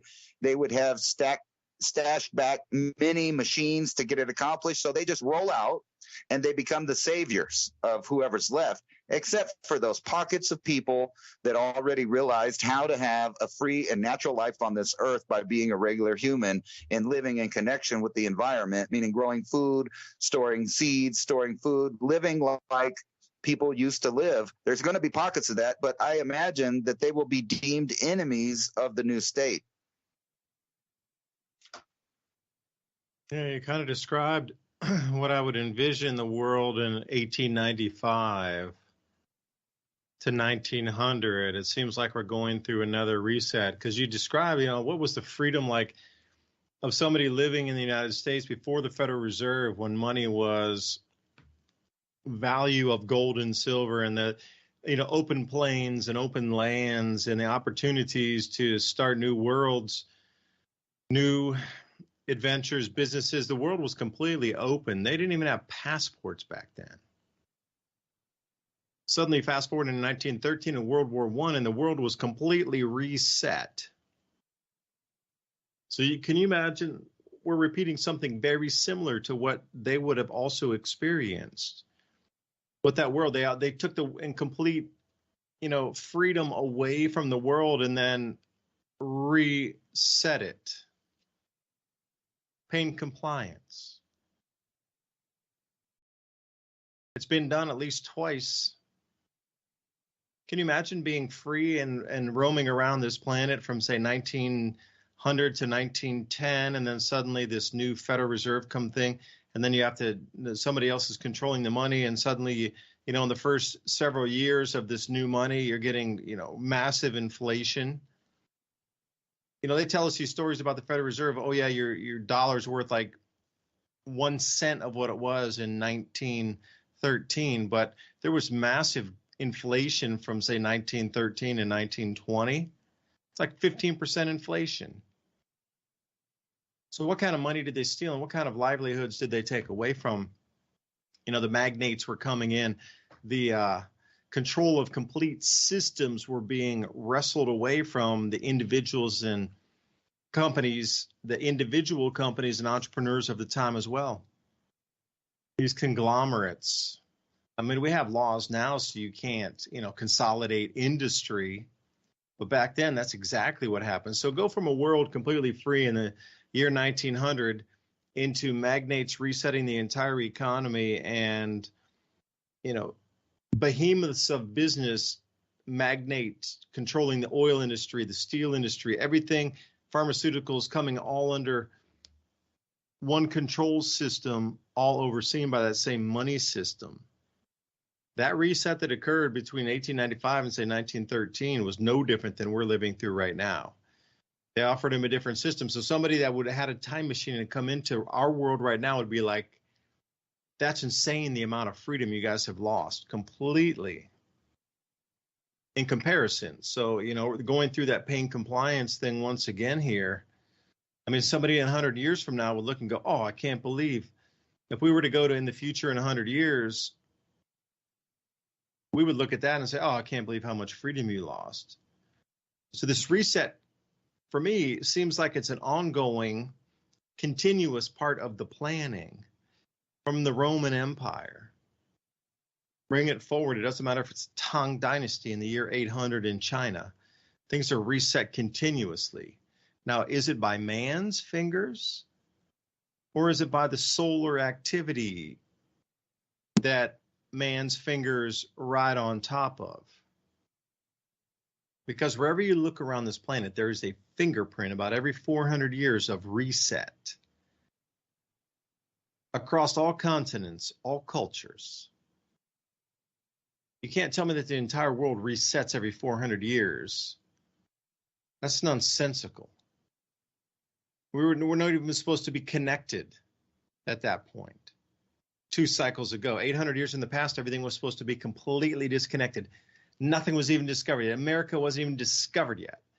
So if you're telling me that the Mississippian cultures are supposed to reset at the same time as other cultures around Europe and Africa and Australia, it's an impossible story to believe. But if we move through timelines of what was considered drought or mega floods or something that prevented crop growth, that makes sense why there was a reset. But that wouldn't be from a government or an emperor or a king or a fiefdom. Nothing. That would be purely solar activity that drives everything we've seen through history and antiquity. Because you mentioned something about, I had this conversation last week with my brother-in-law. I was asking him, do you think car prices are coming down? Because I'm interested in getting a mini SUV. A little bit better on, gas mileage, and I wanted to get a used one. And I was wondering if used auto prices are coming down. And he looks at me because he owns a business here in town. He's like, not a chance. I said, well, I thought the interest rates were coming down a little bit. And he goes, no, that they are, but it doesn't, it's counterintuitive. Automobile companies are manufacturing less automobiles, creating false scarcity. So they can now ask the full list price, which would always be discounted in the past. And Ransom, I'd like to hear your idea on full list price versus others. But since there's a scarcity of autos, now they're only running 2 shifts at some of these production lines. So now there's less cars. They can ask full list price for it, and they're getting it. So the automobile secondhand market isn't really declining as much as many had thought it would. And John Deere, you know, they're another one that's just terrible with you can only use their parts. You have to have it serviced if something breaks. And you've tried to repair even one screw on it that wasn't from the dealer, then your warranty's void. For me, that's cool. I'm driving around like a 0-point turn mower where I can fix things, change the battery. You know, I got one of my neighbors who's been a mechanic before. You know, a couple $1,000 0-point turn. Yeah, okay. I'll repair myself. I don't need their warranty. I'll just get somebody else to fix it. But a $500,000 or $400,000 piece of machinery in the fields, or even $250,000, something that's a harvester, a combine, or you got some, you know, that they're taking it back to the dealer every time. They have to. You're talking about $250,000 being void on any types of warranty if you even replaced a single screw, hose, or did an oil change on your own. That's ridiculous. And, you know, during the early days of the Ukraine war, when Russia was taking some of the John Deere tractors back, John Deere just turned them off. Like once they got back to Russia, they were unusable, except I understand Russia's pretty intelligent with the computer stuff. They probably took out what was, you know, turning off the ignition and the drivetrains, et cetera. I'm sure they removed all of that.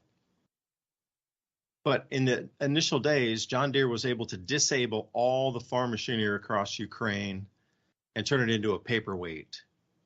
Now think about that for a second. If you're talking about removing somebody and turning off because their social credit score is not where it should be and they're not abiding by this, that, or the other mandates, or they have not complying with what AI says they should, okay. But now bring it into a full country that is relying on, and I don't know if Macy Ferguson's doing the same thing or whatever, but John Deere can turn off an entire nation's farm equipment at a flick of a switch. Now you talk about control of the food supply. How many companies out there are running with this GPS on plowing? You're doing 1,000 acres. That's no different than dozers going in and being GPS. You know, locating, and especially with terrain grades, it's no different. Everything's gotten so high tech, especially GPS driven, and now integrating AI with the GPS so you can get an extra couple square feet out of your fields for highest yield on the GMOs. But to be able to turn off farm machinery anytime you want, I mean, that is the new play for war. And, you know, the tech, you know, you mentioned those bullet trains. I've been on a few bullet trains in my day. Flew into Tokyo one time and went out to Osaka. We were heading to Kyoto, and there's a bullet train from Kyoto to Osaka. Like, you're there in just seconds, you know. But it is super high class, very expensive tickets. But if you want to get somewhere fast, and it's hyper quiet, and man, you are smoking along the rails there. And I've also been on one in Taiwan where you go from Taipei down to Kaohsiung. Generally, if you want to drive your car, it takes you a good 7 hours, maybe 8 with traffic. You're blazing down there in 45 minutes. But these things are all raised above the roads. I've never been on any of the ones in China. But they're all up above ground. You know, you definitely have to work to try to disable something like that. But the last thing I would say is this whole debate about, you know, cars and technology and emissions and green energy and this, and, you know, humans now breathing as part of the carbon dioxide / methane emissions. Now they're blaming humans for 0.1% of all emissions globally because you breathe, you fart, you burp. Okay, you're a cow, whatever. But now they're running these ships 3,500 miles around from the Red Sea down past the Cape of Good Hope. So for me, since it's corporate America and corporate world that's transiting using their containers to sell bits of junk around the world, All discussion of global warming and CO2 taxes needs to cease completely until this war finishes. How much is the military belching into the atmosphere? That's a state secret on how much CO2 is emitted by militaries. I bet it's probably 20% of all global emissions is military activity, or things involved in production for the military industrial complex. I would say solidly 20% of global emissions are at that level, either of the military moving carriers around, tanks, Humvees, whatever, or the production of that, of the factories that, need the double shift, triple shift, you need the steel making, you need this, that, you need the electricity, you need to burn coal, you need to do all those things in support of it. And here we sit after COP28, and there's still, nobody's talking about the corporate 500 woke mob is now going to burn bunker fuel for 3,500 miles on an extra 2-week trip around the Cape of Good Hope. Just 56 ships today alone have taken that longer route. Until they cease that longer route, sending bits of junk across the ocean, all talk of global warming needs to cease. And these companies pushing their woke agendas, trying to say, well, you need to do this, that, or the other, and follow the green and get solar panels. No. Quiet, my friends. You're now burning 3,500 miles extra of bunker fuel to run your junk to sell it in Rotterdam. You're burning 3,500 extra miles, putting a ship on the ocean for 2 weeks to sell your bits of junk in Greece. No, there's no more discussion of global taxes on a carbon sequestration tax. You're running junk through South Africa off the coast in the roughest seas on the planet. And how many more ships are going to be going ashore there? How many more oil spills will there be because of this bits of junk across the oceans? It's insane.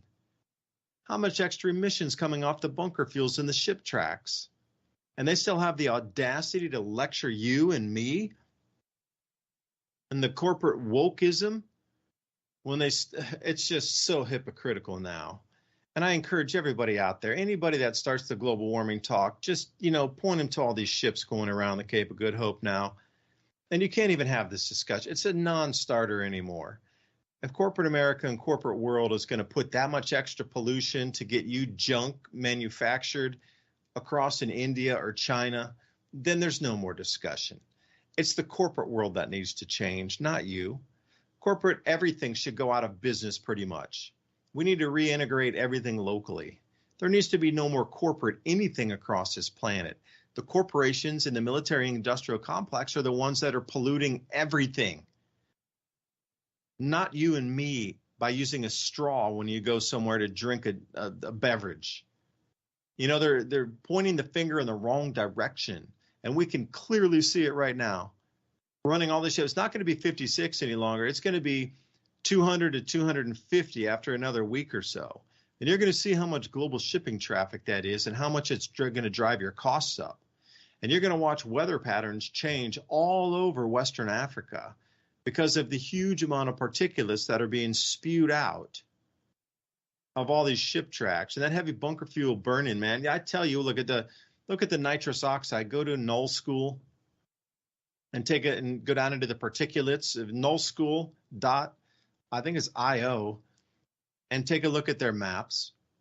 And there's different particulate maps. There's wind maps. There's temperature maps. Click on the particulates and go down until you find the nitrous oxide map. And it should be a gray map. And you can go see all the ship tracks.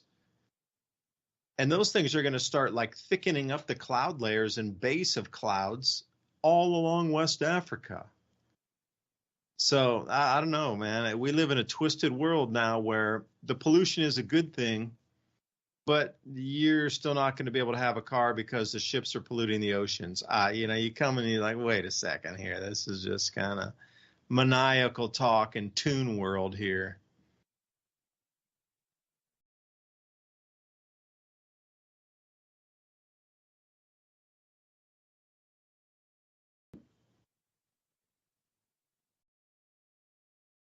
The Ransom, are you there? cartoon world. Yeah. No, I got sidetracked when you were talking about that. I was looking at this supposed Chinese spacecraft that's emitting strong signals over North America. I've thought a lot about how they're going to do this. And you're right. When the way that they're setting it up is making it harder and harder, obviously, for the world to trade. So we went through that whole phase where you could probably get anything from anywhere through like 90s to about 2010. And they've kind of shut that down, where it's hard to get things from specific places. But can you imagine when the lights go out, how hard it's going to be to get things? And here, let me show this to the audience here. So supposedly this Chinese spacecraft emitting strong signals over North America has, gone over it the third time. What's it doing? They don't know, or they don't want to tell us. But how likely do you think it would be for them to just test out some new toys? I mean, say that's all it is. We can conspiracy theorize a lot of stuff, but if they were just going to reset stuff, wouldn't, it behoove of them to, test out some of their new toys? And it wouldn't surprise me if we, in our lifetime, in the next few years, get to see an EMP deployed and see what that looks like. And will we see it on the news? Because, they've been pushing several different ways through the news that an EMP would happen. One, not EMP per se, but the grid down scenario. And one of those is, of course, they've been pushing and pushing and pushing the idea of foreign actors hacking, or just some 13-year-old nerd in a basement somewhere shutting down a grid. But what's more likely, obviously, is the sun. But the second most likely, in my opinion, is a nation like Russia, the United States, or China deploying a large EMP device, not a nuclear weapon, but an EMP device, just to see how that would work out, because that would be a good test or a beta of what it would be like to detonate a couple of high yield nuclear weapons above the atmosphere. So I just wanted to hear you, because we only got a couple minutes. What would be your thoughts on that? Do you think with the way things are going right now, because I see China kind of back themselves in a corner in several different ways. However, they are very hungry to be the leader of the new world governance. So do you think that they could possibly do a first move, like something like that, like an EMP? Because I don't think that they could handle a kinetic war with the U.S. I just don't. They have a lot of manpower, no doubt. But I think we would overcome them in the long run as far as kinetic. Now, they're very smart people, and they have been stealing all of our intellectual property. So whatever's out there in the intellectual and probably military realm, thanks to the Clintons and other people, they may have a lot of secrets over there. So how easy do you think it would be just to put, a big cog in the wrenches there, or a wrench in the cogs, in the wheel, and just shut down the whole machine by just EMPing something, I don't know, like the West Coast of the U.S., and just put it lights out? And oddly enough, that's where most of the technology's coming out of, as far as the United States. You got Silicon Valley, et cetera, all through California. That's where all the AI startups are happening and stuff. It just lights out. What do you think, David? Yeah, East Coast has a big server up near D.C. It's north of D.C. It's like 3 times larger than any other server on the planet. Hey, and I sent you that link to Null School, so click that open there. And if you go down, you'll see in like a little bit, about 5 references down, it says control, and 2 over, you'll see this little calendar thing. If you click on the calendar and just jump 1 year back, like the amount of ship tracks already coming off down around South Africa is just ridiculous. Like lines of ship tracks disappear off the ocean a year earlier. This is going to be the most massive pollution event. But China needs that foreign income. Yeah, they can align with the BRICS and have their new trading nation, but they need to, bring up the rest of the world, what you can consider developing world, for something where they can consume the Chinese goods. So Africa coming up with all the financing from Russia and China to finance, the new ports, the new railways, highways, the new Renaissance Dam area with all the hydroelectric coming up there. That'll be a new economic zone and like manufacturing hub area, a little bit north and west of Somalia there, up into Sudan and Ethiopia, Eritrea. I mean, it's got to have a consumer for the product. They can wipe out a nation, but what's going to replace it? Because if there's no jobs back in China, and they're already having significant cultural problems and socioeconomic problems because they can't give their people enough work. Now, if there was a big enough war where they could reduce the population in China and reduce the population in America and still have a market to sell into, like Africa burgeoning, becoming a new growing area, and like I say, a new, the fourth turning, I do believe, is going to be dominated by Africa. America will dwindle, Africa will boom. So in 80 years, if we have this conversation, Ransom, you and I, Africa will be one of the wealthiest areas on this planet, hands down. So if something declines, nothing goes to zero. So first strike, okay, you take out your major market, then what? Well, if there's a financial collapse and you're still going to want to bring the market back up and start the system again, well, you got to have a system to start again. So where's your new consumers going to come from? Because, even if you take out 200 million people from China, you still got 1.2 billion. It's not like America where you take away 200 million and that's half the population. 300, 400 million is still only takes you down to 1 billion in China. 400 million people gone, that only takes you down to 1 billion. So the population is going to quickly remultiply there. And they're going to have the same problems again. So, I mean, what happens? The war scenarios, okay. Maybe the Chinese all immigrate after, you do the EMP strikes and you got 400 million Chinese will just suddenly take over America. Who knows? Maybe that's what, we look at these countries now with this type of people in them, races, etc. But maybe that's what happened 800, 900 years ago, 1,000 years ago. Who knows, man? History's murky. We can find direct descendants from Sumeria, the kings of England, but, maybe that's not the true story. I don't know. Take a look at the ship tracks over on earth.nullschool.net. It's going to shock you. Chemical. NO2 nitrous oxide overlay. Your mind's wide open on the solution. Corporate America woke is putting out to sell you goods and junk. Thank you for listening. Anyway, I hope you enjoyed our show tonight. Remember the show notes, oilseedcrops.org. What the heck is the truth, Jihad?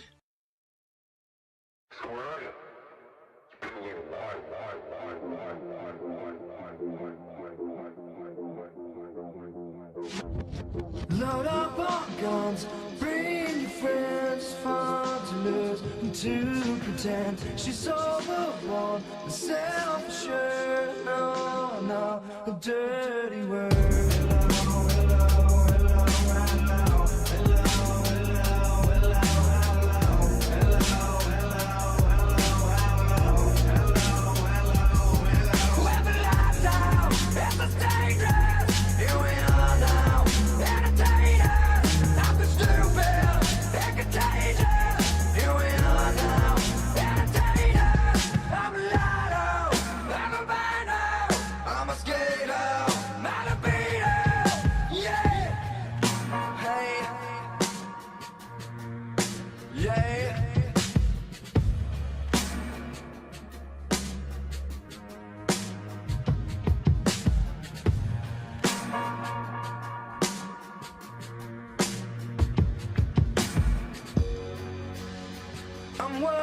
What I do best and for this gift I feel blessed. A little group has always been, always will till the end.